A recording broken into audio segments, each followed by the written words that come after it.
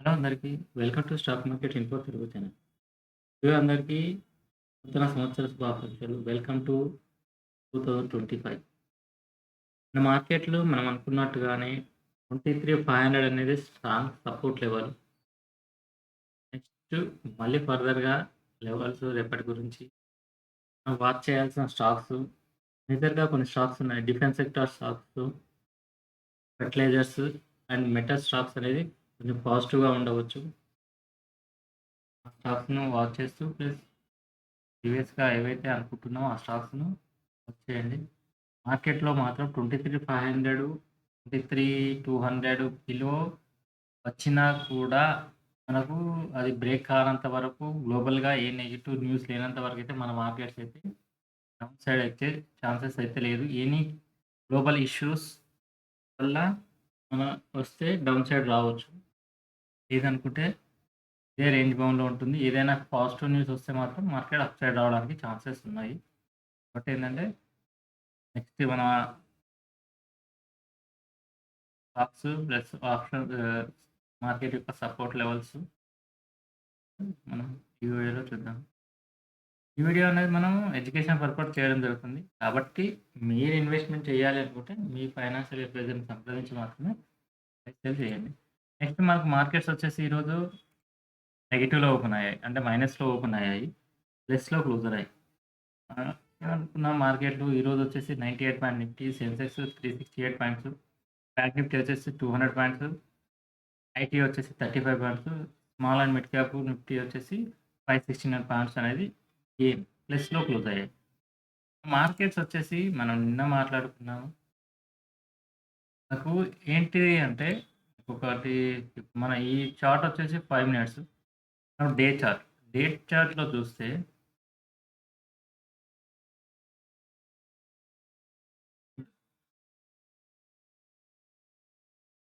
ఇది లో వచ్చేసి ఎంత 23,460 లో. ఈరోజు చూడండి. ఈరోజు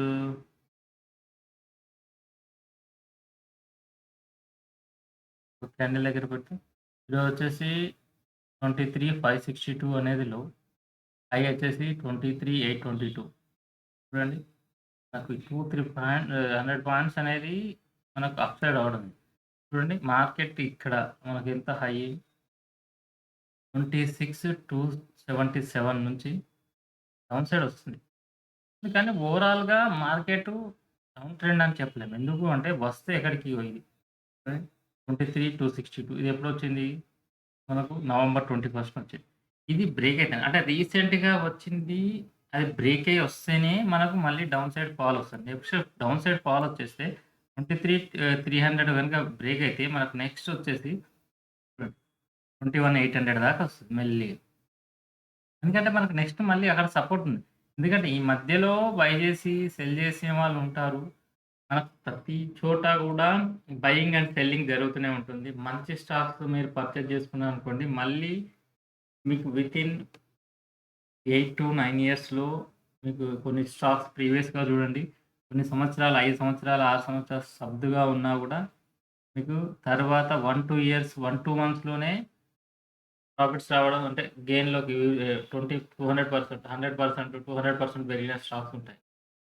ఏందంటే మనం మేజర్‌గా చెక్ చేయాల్సిందేంటంటే మేనేజ్‌మెంట్ ఎలా ఉంది? మేనేజ్‌మెంట్ డెసిషన్స్, మేనేజ్‌మెంట్ ఎలా ఉంది? కార్పొరేట్ గవర్నెన్స్ లేకుండా మంచి మేనేజ్‌మెంట్ ఉన్న స్టాక్స్‌ని చూసుకోవాలి. ప్లస్ ఏంది మనము అదొచ్చేసి ఇష్యూ అనేది టెంపరరీ ఇష్యూయా? పర్మనెంట్ ఇష్యూవా? చెక్ చేసుకున్నాం అనుకోండి మనం ఈజీగా మనం స్టాక్ మార్కెట్‌లో అనేది గెయిన్ చేయొచ్చు. నెక్స్ట్ మనం అనుకున్నట్టుగా ఇప్పుడు 23,800 అనేది రెసిస్టెన్స్. నెక్స్ట్ 23,800 ఎబోవ్ వస్తే 24. సపోర్ట్ వచ్చేసి అంతే 23,600, 500 సపోర్ట్. ఒకసారి ఇదే ఆప్షన్‌లోకెళ్ళి చెక్ చేద్దాం. మాట్లాడుకుంటున్నాం గానీ బట్ ఇక్కడ ఆప్షన్ చూడొద్దాం. ఆప్షన్స్‌లో వస్తే చూడండి 23,700 గూడా మంచి సపోర్ట్‌గానే ఉంది. మళ్ళీ పాజిటివ్‌గా ఉంటే గ్లోబల్‌గా మళ్ళీ పాజిటివ్ వచ్చేది. 23,600, 23,500 చూడండి. ఇది ఏందంటే పుట్స్ ఎక్కువ అమ్మారు అంటే దానికంటే కిందికి రాదని చెప్పేసి వాళ్ళు ముందే అజ్యూమ్ చేస్తున్నారు. కాబట్టి ఏందంటే వాళ్ళు దీంతోనే చేస్తారు. కాకపోతే ఏందంటే వాళ్ళు ప్రాపర్ నాలెడ్జ్ అనేది ఉంటుంది. ప్లస్ వాళ్ళ ఇన్వెస్ట్‌మెంట్ చేసే అమౌంట్ ఎక్కువగా ఉంటుంది కాబట్టి వాళ్ళు అలా ఇంత ఈజీగా డౌన్ సైడ్ రారు. ఇది బ్రేక్ అయిందంటే మీకు ఎందుకు అంటే ఇక్కడి నుంచి బ్రేక్ అయ్యాకంటే చాలా మళ్ళీ డౌన్ సైడ్ రావడానికి ఉంటుంది. కాబట్టి ఏందంటే మనం మార్కెట్‌లో సపోర్ట్ లెవెల్ ఒక్కసారి చెక్ చేసుకుంటూ ఇది రన్నింగ్ మార్కెట్‌లో కూడా వస్తది. బట్ ఏందంటే చెక్ చేసుకోవడం రావాలి. దాంట్లో మీకు వస్తుంది. నేను అంటే ప్రీవియస్‌గా లైవ్ మార్కెట్స్ పెట్టాను. లైవ్ మార్కెట్స్ పెట్టినా ఎక్కువ మంది ఇంట్రెస్టెడ్ లేరు. దాంతోనే మనం లైవ్ గూడా క్లోజ్ జేయడం జరిగింది. లైవ్ గూడా ఎక్కువ తీసుకోవట్లేదు. రావట్లేదు. బట్ ఏందంటే ఏదైనా ఇంట్రెస్ట్ ఉంది అనుకుంటే మనం గూడా ఇంట్రెస్ట్‌గా చెప్పడానికి ఉంటుంది. మన ఇంట్రెస్ట్ లేదు గాబట్టి మనం గూడా దాన్ని పెట్టలేదు. చూద్దాం నెక్స్ట్ ఫర్దర్‌గా ఏమన్నా చాలా మంది ఇంట్రెస్టెడ్‌గా ఉందనుకుంటే మళ్ళీ ఈ 23,600 లేదా 23,700 ఇదొచ్చేసి సపోర్ట్ లెవెల్. రెసిస్టెన్స్ వచ్చేసి 28,000 దగ్గర ఉంది. అది బ్రేక్ అయితే మాత్రం 23,900, 23 అండ్ 24,000 వస్తుంది. చూస్తున్నా అందరూ అడుగుతున్నారు ఏదైనా అంటే నేను చూస్తాను. ఏదైనా ఒక నంబర్ తీసుకొని దాంట్లో అంటే ఛానల్ వాట్సాప్ ఛానలా ఏదైనా చేస్తాను. ఎందుకంటే మార్కెట్‌లో లైవ్ అప్డేషన్స్ గూడా కొంచెం ఇవ్వడానికి అడుగుతున్నారు.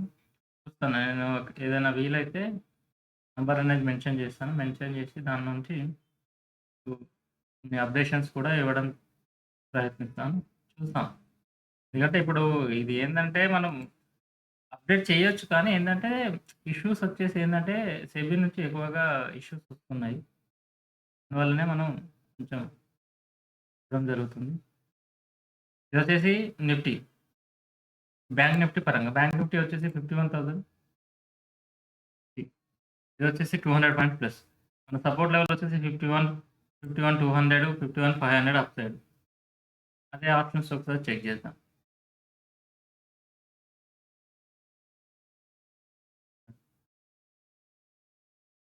51,500, 7,000 అనేది సైడ్ వచ్చేసి 52,000. ఈ రేంజ్‌లోనే ఉండడానికి ఛాన్సెస్ ఉంది ఎక్కువ. Next my fin Nifty. Fin Nifty వచ్చేసి చూడండి ఫిన్ నిఫ్టీ వచ్చేసి ఇది కూడా బ్రేక్ 24,000 స్ట్రాంగ్‌గా ఉంది. దీని పైనే హోల్డ్ అవ్వడానికి ఉంటుంది. అది బ్రేక్ అయితే చూడండి మళ్ళా 23,500 మధ్యలో ఎక్కడ సపోర్ట్ లేవు. ఎందుకంటే డౌన్ సైడ్ వచ్చిందనుకో అంత ఈజీగా వచ్చేసి ఛాన్సెస్ ఉన్నాయి. Mid cap. ఎందుకంటే వాల్యూమ్స్ ఇంతకుముందు వీక్లీ ఆప్షన్స్ ఉన్నాయి కాబట్టి అప్పుడు వీక్లీయే రన్ అయ్యేది. ఈ మిడ్ క్యాప్ వచ్చేసి 13,000 అనేది సపోర్ట్ అండ్ రెసిస్టెన్స్ 2గా ఉంది.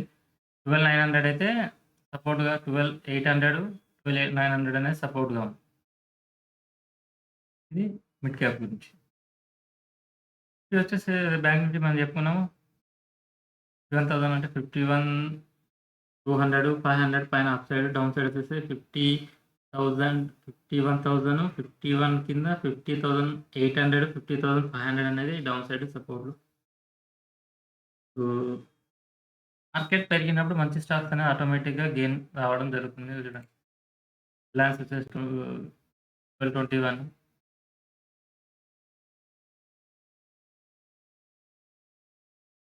Next major events. Major events అంటే మనం ఆల్రెడీ మాట్లాడుకున్నాం కొన్ని. 9థ్‌న ఉంది. యూఎస్ ఫెడ్‌ది. దాని తర్వాత మళ్ళీ మేజర్ ఈవెంట్స్ అంటూ ఏం లేదు. ప్లస్ ఇది చైనాది మ్యానుఫ్యాక్చరింగ్ డాటా అనేది manufacturing PMS December data 50.30 expect చేస్తే 50.10 వచ్చింది. ఇది ఏందంటే ప్రీవియస్‌గా ఉన్నదానికి ఎక్స్‌పెక్ట్ చేసారు కానీ బట్ యాక్చువల్‌గా అయితే డౌన్ వచ్చింది. ప్రీవియస్‌గా అంటే చైనా వచ్చేసి గ్రోత్ ఉంటదని ఎక్స్‌పెక్ట్ చేస్తున్నారు. బట్ గవర్నమెంట్ కూడా సపోర్ట్ చేయడం జరుగుతుందని చెప్పేసి ఆ న్యూస్‌తోనే మన దగ్గర ఉన్న ఇన్వెస్ట్‌మెంట్స్ అన్నీ కూడా గ్లోబల్‌గా అక్కడికెళ్తున్నాయని చెప్పేసి అన్నారు. బట్ అక్కడ గవర్నమెంట్ అనేది అంతగా స్టిమ్యులస్ ప్యాకేజెస్ కానీ నెక్స్ట్ అనుకున్నంతగా సపోర్ట్ లేకపోవడం వల్ల మళ్ళీ మార్కెట్స్‌లో డౌన్‌ఫాల్ వచ్చినాయి. బట్ మన మార్కెట్‌లో emerging market party after US elections Trump elect అయిన తర్వాత తీసుకునే నిర్ణయాన్ని బట్టి మన మార్కెట్‌లో ఎక్కువగా major up trend or down trend అనేది ఆస్కారం ఉంది. ఇది 9థ్ అయితే నెక్స్ట్ మనం వాచ్ చేయాల్సింది 9థ్ జూన్ వచ్చేసి ఇది ఒకటి. నెక్స్ట్ మనకి ఈరోజు మార్కెట్‌లో వచ్చేసి చూడండి కాంట్రిబ్యూట్ చేసినయి హెచ్‌డీఎఫ్‌సీ బ్యాంక్, ఎల్&టీ, ఎం&ఎం, మారుతి అన్నీ కూడా పాజిటివ్.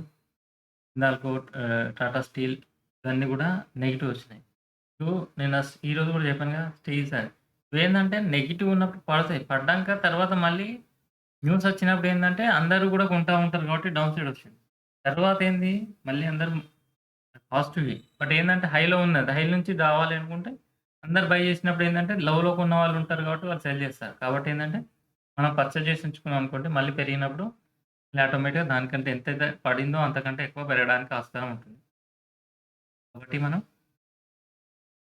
న్యూస్ వచ్చినంక స్టాక్‌ని చూడాలి పెరిగేతందా? తగ్గుతుందా? ప్లస్ రీసెంట్‌గా ఏమైంది ఆ స్టాక్‌లో? అదొక్కసారి చెక్ చేసుకున్నామంటే మనకు ఈజీగా అర్థమైపోతుంది. ఒక్కటే మెయిన్ మార్కెట్‌లో చూడాల్సిందేంది న్యూస్ వచ్చింది పాజిటివా? నెగెటివ్‌గా? మార్కెట్ స్టాక్ ప్రీవియస్‌గా పెరిగిందా? తగ్గిందా? ప్లస్ ఇప్పుడేమవుతుంది? అదొక్కసారి చెక్ చేసుకున్నామంటే మనం మార్కెట్‌లో అయితే మొత్తం ఆహ్,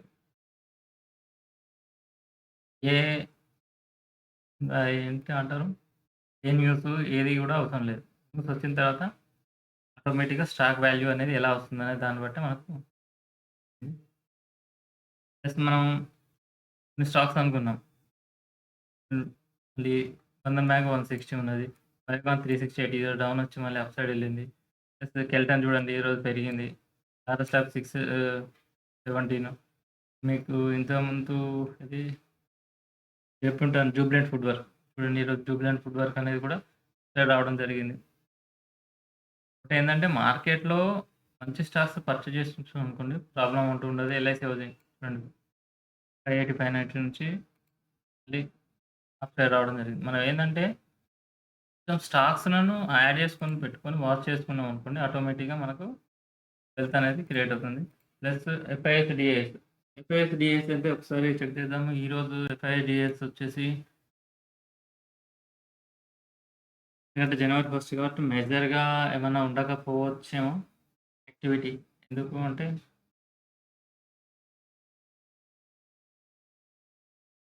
మరి ఫస్ట్ కాబట్టి యాక్టివిటీ అప్డేటేషన్ కాలేదు. ప్లస్ రేపటికి మనం చెక్ చేసుకోవాల్సినవి ఏంటంటే ఇది చూడండి బజాజ్ ఫిన్సర్ ఇదొచ్చేసి మీరు 1480-1500 మధ్యలో పర్చేజ్ చేసి ఉంచుకోండి. మనకది ఈజీగా డబుల్ అవుతుంది. బట్ 3-4 ఇయర్స్ పడుతుంది. సో, మ్యారికో ఒకటి 644 ఉన్నది. ఇది కూడా చూడండి 580 సపోర్ట్ లెవెల్‌లో. అశోక్ లేలాండ్ వచ్చేసి 222 అది డౌన్‌లోనే ఉన్నది. పర్చేజ్ చేసి ఉంచుకోండి. ఇది ఏయూ స్మాల్ బ్యాంకింగ్ 568 ఉంది. ఇది కొంచెం మార్కెట్‌లో వాచ్ చేసుకొని రేపు మొమెంటం వచ్చింది అనుకుంటే పర్చేజ్ చేయండి. ప్లస్ ఈరోజు వచ్చేసింది జనవరి 1 చూడండి. క్యాష్ ఫ్లో వచ్చేసి 1782 క్రోర్స్ అనేది సెల్ చేశారు. 1690 అనేది పర్చేజ్ చేశారు డీఐస్. ఈక్వల్‌గా ఉంటుంది. బయింగ్ అండ్ సెల్లింగ్ వాళ్ళు పర్చేజ్ చేస్తుండ్రు, సెల్ చేస్తున్నారు ఈక్వల్ అని. ఈరోజు చూడండి. ఈరోజు కూడా సెల్ చేశారు. అయినా మార్కెట్ పెరిగింది. దీంట్లో ఏదంటే మార్కెట్‌లో అందరూ వాళ్ళు బై, సెల్ చేస్తూనే ఉంటారు. కాకపోతే ఏందంటే స్టాక్స్‌ల ఆహ్, ఒక స్టాక్ నుంచి ఇంకో స్టాక్స్‌కు ఆహ్, షఫ్లింగ్ అవ్వడం, షిఫ్ట్ అవ్వడం జరుగుతుంది. కాబట్టి ఏందంటే ఆ స్టాక్స్‌ను ఏవైతే స్టాక్స్ కొన్ని స్టాక్స్ ఏందంటే మార్కెట్ పడ్డా గూడా పెరిగే స్టాక్స్ ఉంటాయి. మార్కెట్ పెరిగినా గూడా ఆల్రెడీ పెరిగిన స్టాక్స్ పడడానికి ఆస్కారం ఉంటుంది. కాబట్టి ఏందంటే మనం పర్చేజ్ చేసే ముందే ఆ స్టాక్స్ ప్రీవియస్‌గా పెరిగిందా? తగ్గిందా? ప్రెజెంట్ ఉన్న మూవ్‌మెంట్ ఏంది? ఆ స్టాక్ ఉన్న న్యూస్ ఏంటి? ఒక్కసారి చెక్ చేసుకున్నామంటే మనకు ప్రాబ్లమ్ ఏమి ఉండదు. కాబట్టి ఏందంటే ఇన్వెస్ట్ చేసే ముందు ఒక్కసారి వెరిఫై చేసుకుంటే అయిపోతుంది. అదే చూస్తున్నాను అందరూ అంటే మధ్యలో కూడా అంటే న్యూస్ మనకు చాలా వస్తుంటాయి. బట్ అప్డేషన్ చేస్తుంటాం. బట్ వీడియోలో అంటే మనం ఇప్పుడు ఒకసారి చెప్పేసుకుంటాం. మధ్యలో కూడా మొమెంటమ్ వచ్చినప్పుడు ఛాన్సెస్ ఉంటది. బట్ అది కమ్యూనికేషన్ గురించి ఒకసారి నేను ఆలోచిసి చెప్తాను. ఎలా ఏంటనేది. ఆహ్, ఇదనేది మనం ఎడ్యుకేషన్ పర్పస్ చేయడం జరుగుతుంది. ఏంటంటే మీరు ఇన్వెస్ట్‌మెంట్ చేసే ముందు ఫైనాన్షియల్ అడ్వైస్‌ని అడగండి. Thank you friends. Please like and share. Thank you once again. Happy New Year once again to all. Thank you.